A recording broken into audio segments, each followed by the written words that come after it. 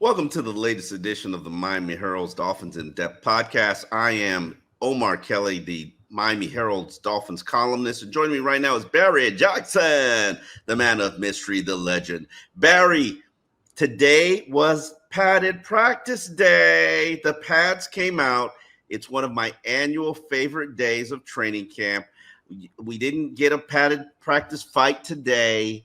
I think one might be coming tomorrow. It's only a matter of time before once you start playing the physical brand of football, that frustration and fisticuffs come out. Today was an interesting day because while Butch Barry is a yeller and a screamer and a complainer, and the standard is the standard, I didn't see him getting in too many offensive linemen's grills today. I think it was a day of payback, a day of ownership. While I'm not ready and comfortable to say that the offensive line is taking a step in the right direction, I will say today they handled their business and they held their own, just like they did all of last season. I would say to an extent. Where I would disagree slightly would be you're still seeing too many journeyman type players like Isaiah Mack get pressure on the quarterback. And I'm thinking if you're seeing Isaiah Mack and Quinton Bell, who's a good young player, but certainly by no means a guaranteed NFL player, if you're seeing them get pressure on the quarterback, I have to, at least to an extent, still have concerns about the offensive line. So in Isaiah Mack's defense, I'm starting to learn his name. He's making plays. He's there doing something every day, getting noticed. And eventually that either indicates one or two things. Either the guy he's going against is trash or he's pretty decent. I can make the argument to you that Isaiah Mack has made more plays than Neville Gallimore and Jonathan Harris. And clearly he's working against a different unit, 2s versus the 3s.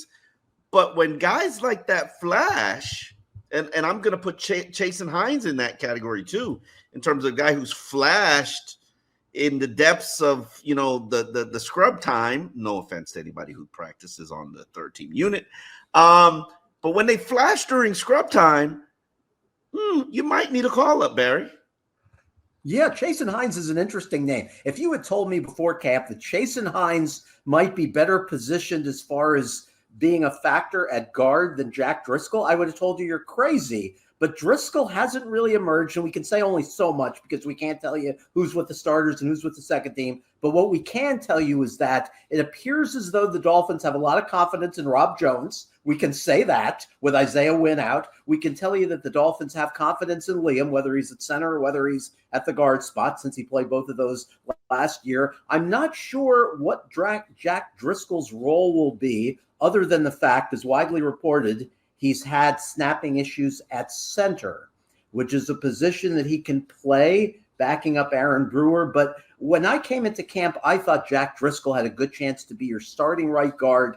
I'm not so sure about that now. It's still early. A lot can change. But when you talk about a guy like Chasen Hines, it makes me think, why hasn't Jack Driscoll done more? So that's one thing. But on the line itself, I guess Butch Barry got a little agitated with Keon Smith today. He's not happy with the botched snaps. Tell me what you think about what the heck is going on with the botched snaps with Aaron Brewer. This wasn't supposed to be an issue in the post-Connor Williams world, right? It was supposed to be perfect snapping. And then tell everybody what you noticed at the end of practice where you tapped me on the shoulder. It wasn't the end of practice. It was actually during the scrub time. I'm sorry. No offense to anybody. Yes, during scrub time.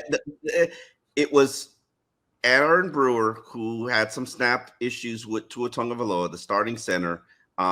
They were working together after, and Tua was talking to him, and Tua was telling him it seemed to be, this is how I want my snap. This is the position I needed in. And then they started taking snaps together. This is what leaders do. This is what I've seen Tua do back in the second year of Austin Jackson, where I remember I watched Austin Jackson struggle one day at practice, and Tua pulled him aside and gave him the business.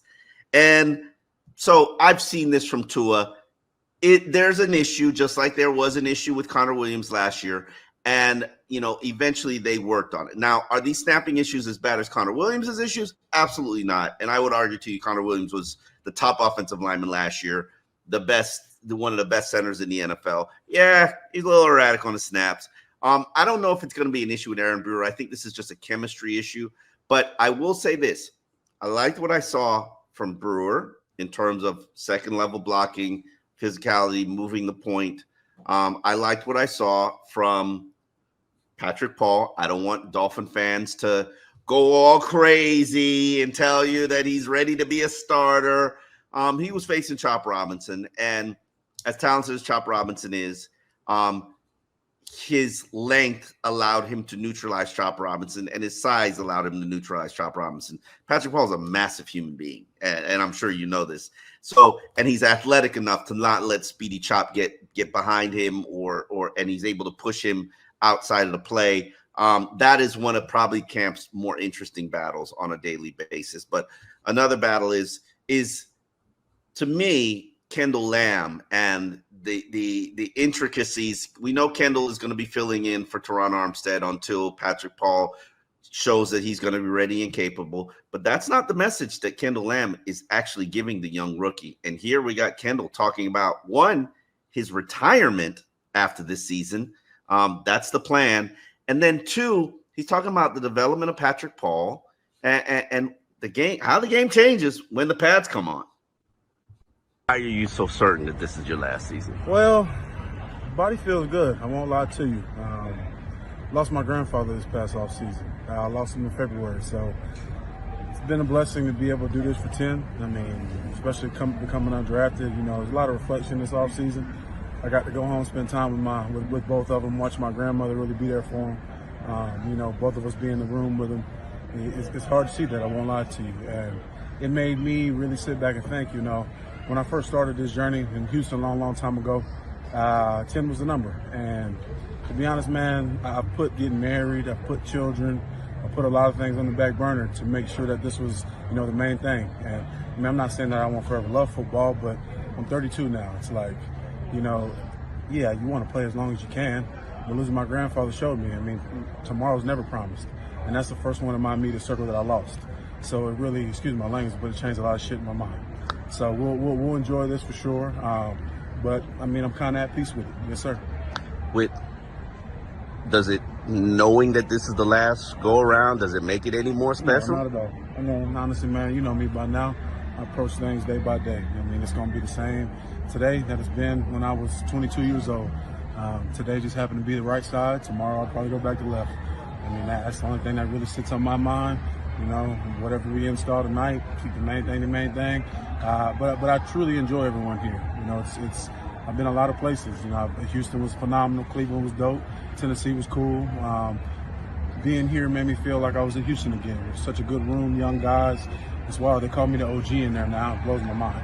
I still look the same, to be completely real. But it's been fun, man. It's been fun. But you are the OG. Speaking of Patrick Paul, what have you seen from him? Pat's gonna be serious. Pat's gonna be. I mean, you can look at him. He's a mammoth of a man. You know, that's a big man. I just always talk to Pat and tell him, look, you know, they brought you here for a reason. I mean, I try to keep it real with him. Me and T-Stead aren't the youngest. You know, I mean, our bodies start to go as they go. Pat's gonna be here. I try to tell Pat, you know, I've seen a lot of things happen. People tell you one thing, wait, game 3 or 4 shit, maybe 1 year in there. You don't know. So that's why I always try to tell Pat, you know, approach every day like you're the guy. Mm-hmm. Because before you know it, you're going to be the guy. So you might as well go ahead and mentally get ready for it. So yes, sir. What changes when pads come on? Oh, everything. I mean, I can't grab anything now. That rah and everything else. Like, we run powers and stuff. I have to sit here and watch you poke your chest out when you run. Just like the play today, we had a double to the front side. Be completely real with you, I was probably a little fast. But at the same time, when I climb the Duke, I can actually grab Duke tomorrow. Like, all that bullshit where my hand slips off, I don't do that tomorrow. So it's going to be completely different. And you know how I talk, that's what it is. So wait till you watch us tomorrow. Remember, I told you that. All right, appreciate it. Yes, sir. Yeah, that's Kendall Lamb, guy who started, I believe, 8 games last season for Teron Armstead and then 1 filling in for Austin Jackson. One of my favorite players in the locker room because, as you could see, Barry, he keeps it real. He's very transparent. Really thoughtful. He gives real thought to every answer, which is, I think, what journalists like the most. The guy who gives real thought and consideration to every answer he gives you, and real insight, as he gave you about Patrick Paul. So it was encouraging. I agree with you about Patrick Paul today. Also encouraged by Chop Robinson and Kamara today. Kamara got in the backfield for a sack. Robinson had a couple of good plays, got pressure on one of them. So we're seeing signs from the kids of growth. Hopefully, obviously, the edge rushers need to contribute right away. Patrick Paul's going to be able to at least develop on the sideline initially, barring injuries, which is always the concern with this line, right? Yeah, I don't want to over focus on the line because everybody knows that, that's my love. That's the unit that I'm obsessed with in terms of trench play. Let's get a little bit to the offensive. The line. My point is, yes, this was the first day of pads. Yes, it was a great opportunity to evaluate and see things up close and personal. But it's a long journey. This is a long camp, and we'll be here talking about offensive linemen all season because if you haven't been able to identify, it's probably the most question position unit with the most question marks. Bear. I mean, name me another spot on the team where there are starting spots opening up for grabs. Can you name it? Right, it's offensive line, left guard, right guard. I would like to see Wynn a little further along with the quadricep from last October, just because you'd like to at least have some sense that you're set at one position at guard. Now you're really not set at either position. So, yeah, that would be my biggest concern. And then I guess corner as well. We're going to talk offense primarily, but a corner, obviously, they're waiting word on the severity of Cam Smith's injury that he sustained, lower body injury yesterday where he walked off on Sunday with trainers. We didn't see him today. That's provided a real opportunity for Ethan Bonner, who seems to have made the most of it so far. So I would say offensive line and corner are my biggest areas of concern. But from the skill position, guys, we've seen pretty much as advertised, right? I guess Tanner Connors had a good camp. He at least has put himself sort of on the fringes of being considered.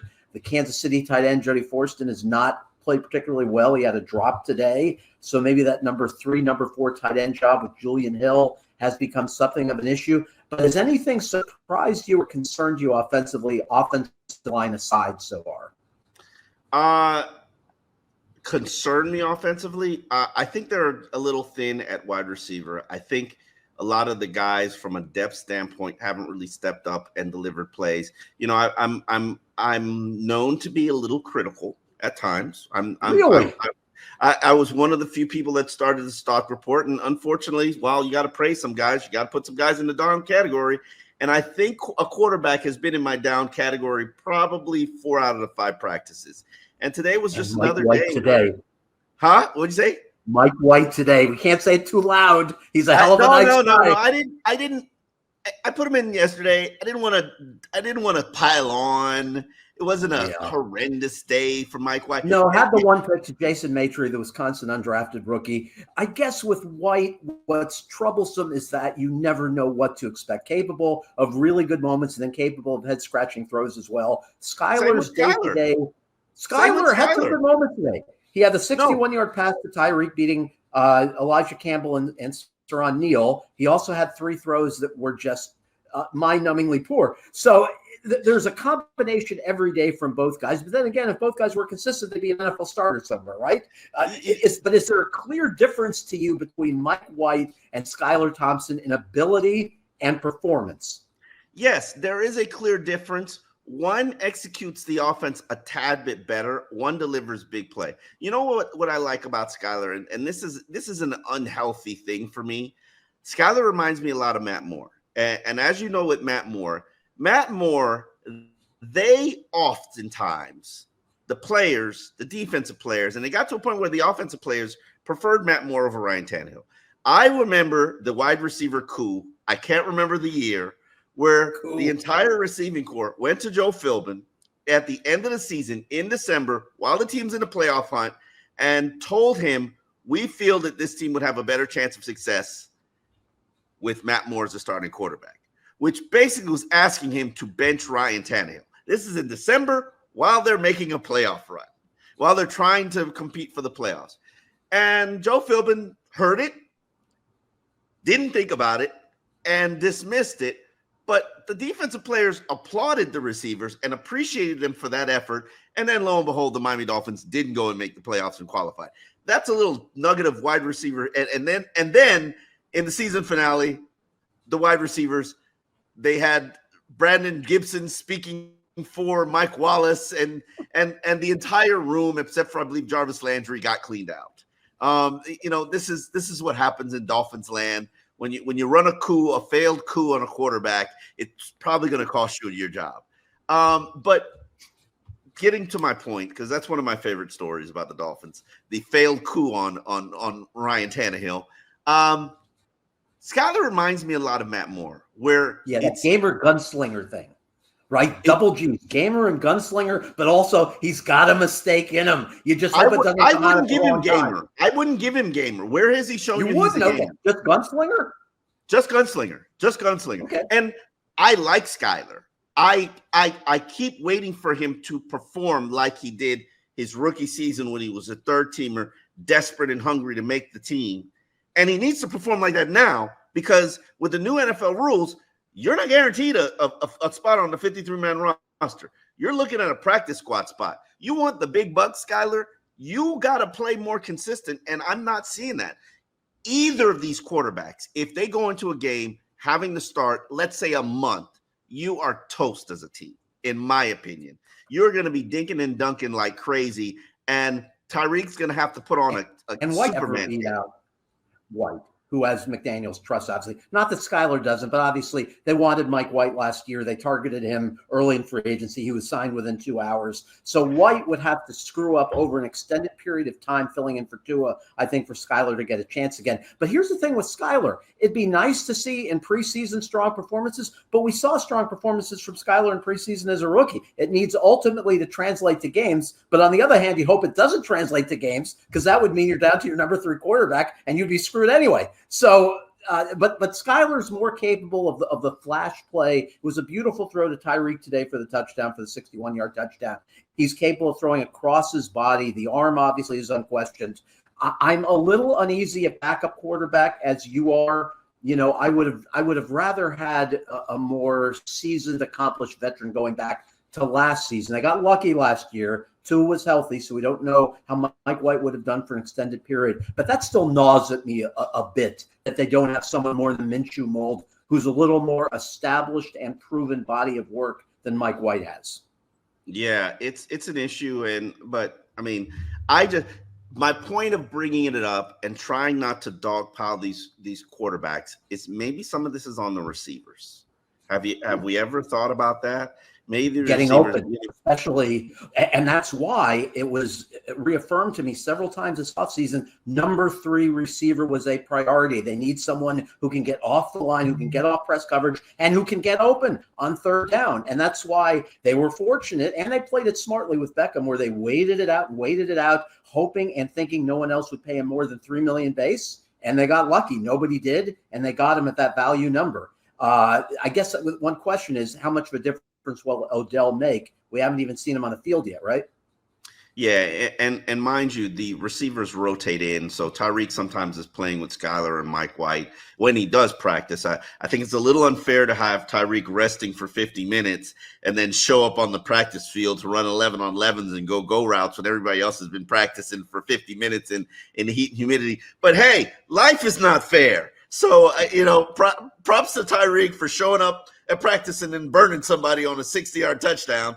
If this is what he's going to do, like, I love the receiver draft. They have it every year. The Tyreek drafts one team, and Jalen Waddle drafts one team, and then they have to, and then the loser of that, and it's about whose team performs the best that day. There's a score that's given out by Wes Welker, and the loser has to buy the team dinner in Tampa on the joint practices. I don't even know how expensive that dinner can get, but I will find out for you people.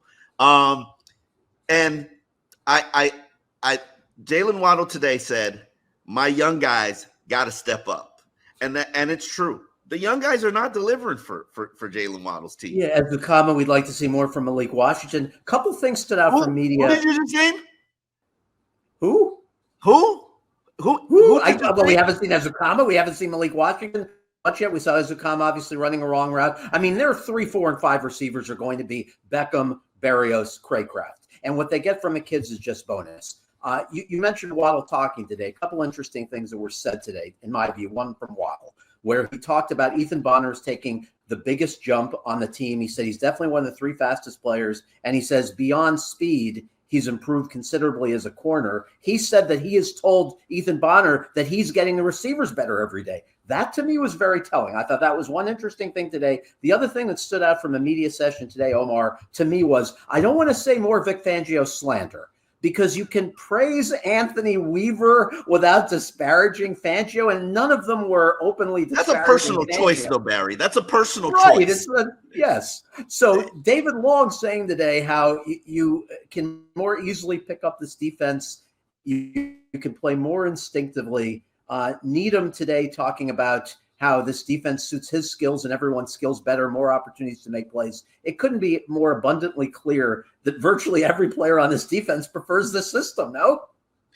That's all. That's what they're going to say before they start to see the results and before we start to see whether it's struggling or good. I mean, remember they sang Vic Fangio's praises last year at this point in the year, even though he was a grumpy old man who complained about everything and everyone.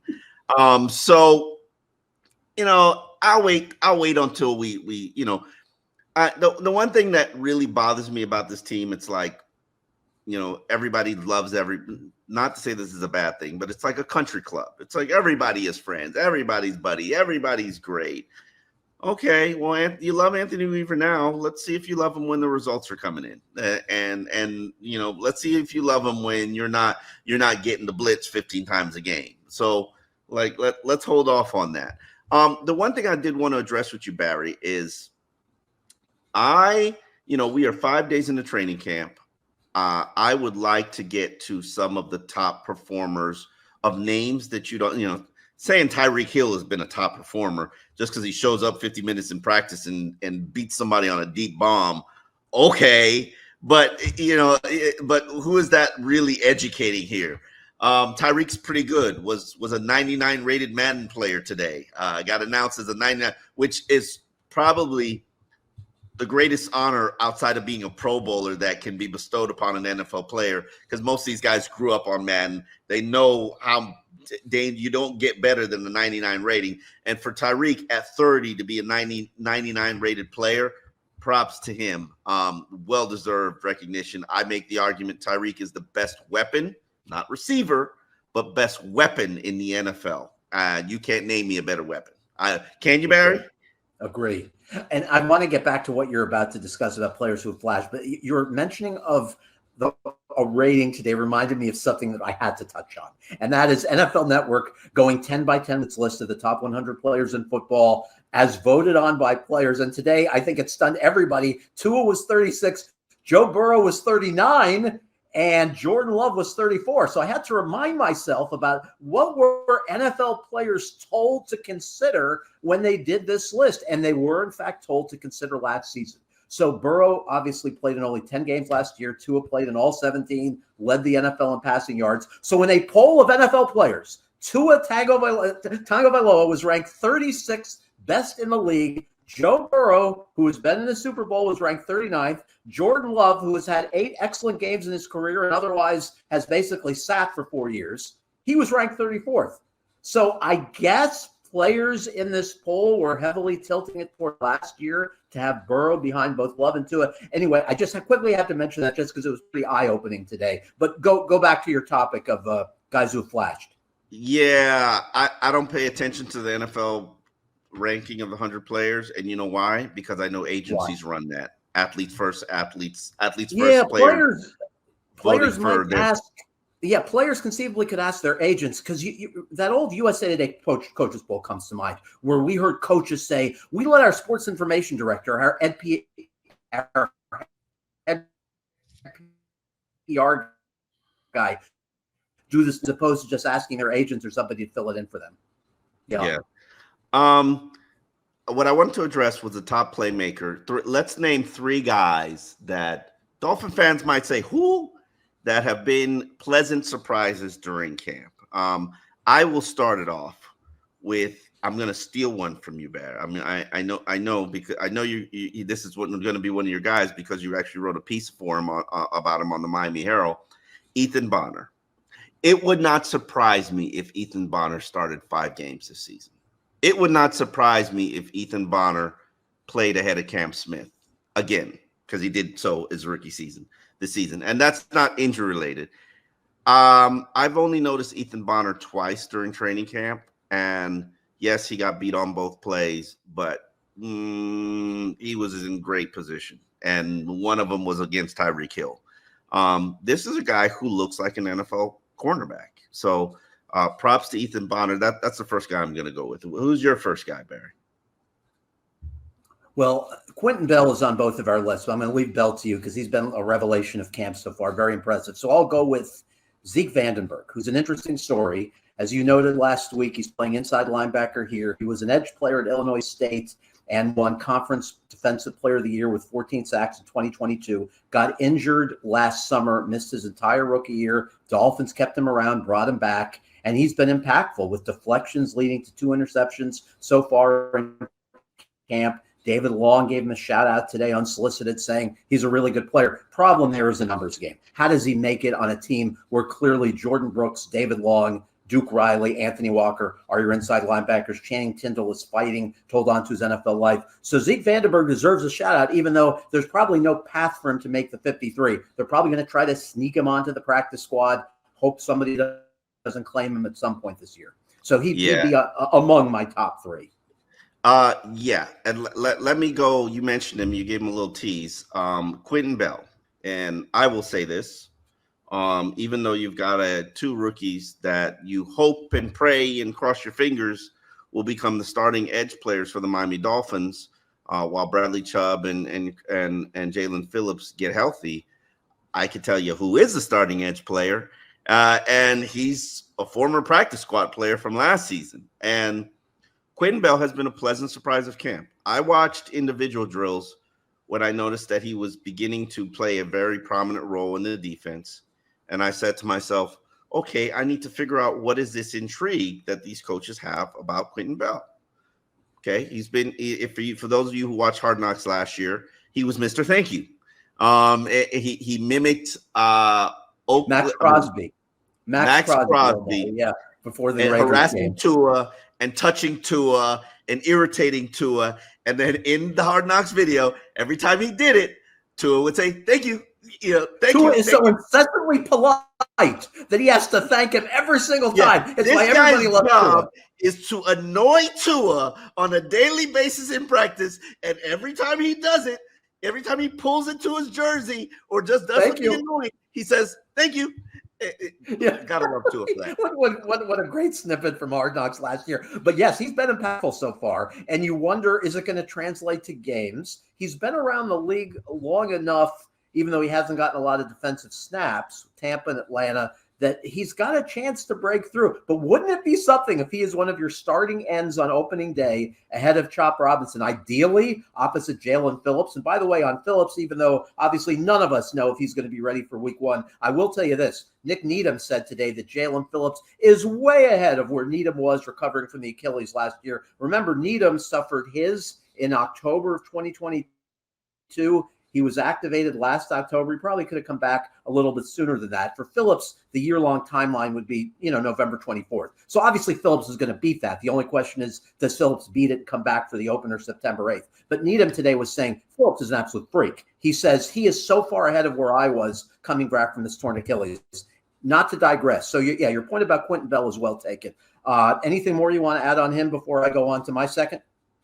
Actually, I want to show you a little clip of Quinton Bell because he's got one of the more interesting storylines of his NFL career because most people don't realize it, but he started his career as a college wide receiver. You spent all of last season, well, most of last season on the practice squad. Now you're getting legit opportunity at outside linebacker. What's that feeling like? It's feeling amazing. I'm all about getting better and seizing my opportunities. And every day I'm coming out here, continue to improve on everything I can, continue to gain trust with the coaching staff. That's my main goal, just gaining trust with this coaching staff, showing them that I come out every day, I work hard, I get better, and that you can trust me on Sunday. That's what I want to do. I want to gain trust. I need to know how you go from a college receiver to an NFL pass rusher. It's a crazy story. I want to make a movie one day, definitely. In my junior year, I played receiver my first 2 years. We got a new coaching staff that came in at Prairie View, and the DC and the defensive line coach saw something in me, and they saw something in me, and they came and met with me and said, "Hey, we want you to play D-line." And at first, it was a crazy request. I didn't know how I felt about it, but they started talking about opportunities, the NFL, and you know what? I was like, I had nothing to lose. I don't want to look back on this and say, I wish I would have tried that. And I would probably say to this day, it's probably the best decision I've ever made. Were you a good receiver?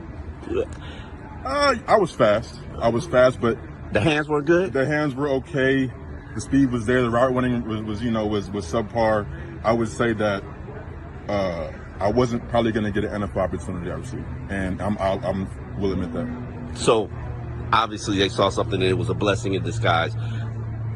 What was the transition for you like in the NFL, learning the intricacies of being an edge player? The main thing that I learned right away, instantly, was that my athletic ability can only get me so far. I need to learn on the techniques. I need to get better technically. I feel like in college, I made a lot of plays just off my pure athleticism. And when I got to the league, I realized these players are better. I'm fast, but they're fast too. And so that was the main thing in transition, for sure. So how do you go from being a twitchy athlete now to being a guy who makes plays? Hard work. You know, I have a great coach in Coach Crow. I have a lot of great coaches in my career. I'm a very coachable guy. I pride myself in being coachable. I feel like being coachable is ultimately what got me to this point, being able to get better and listen and take the drills to the field. That's my main thing, and that's pretty much my mindset every day. Is these coaches know a lot more than me, and they're here to make me look good, and if I play good, they look good. So I trust all my coaches, and I've always have, and I really pride myself on being coachable. Yeah, that was Quinton Bell, who right now is really pushing for playing time. I know Dolphin fans don't want to hear this because they don't want to hear this, but he's ahead of Chop Robinson primarily because Chop cannot set the edge. And I'm not going to say that he absolutely won't learn how to set the edge, or that he's not going to be an edge player, or that he's going to be a situational pass rusher. And that we've said this previously in the podcast. Understand that Jalen Phillips, as hulky as he looks, he struggled setting the edge early in his career, and it was something that he didn't really get early downs until we got to midseason, and that's when he had some sack explosion. It's a process for Chop Robinson and all of the rookies. So Barry, give me your how many do you owe me? How many do you owe me? 2 or 1? Who's getting credit? I'm going to give you 2 more. So my next one would be, speaking of edge players, what we were talking about, Quinton Bell. Grayson Murphy, to me, has had some nice moments. UCLA rookie who has more pressures over the last 4 years than any draft-eligible college edge player. North Texas initially, then UCLA. He had exactly 9 sacks each of the last 2 years at UCLA. He got good pressure on the quarterback a few times today, also set the edge well on a running play. So he's not going to be a starter in week 1. He might not even be on the 53, but at least he's made a case. The fact that he and Quinton Bell have had good camps is encouraging, knowing that obviously you're without Phillips, you're without Chubb, you're without Cam Good. So between those two and Agba, at least it's not a total debacle at the position. It's not as bad as it could be without your top 2 players and Shaq Barrett retiring. So that would be number 2 for me. How about you?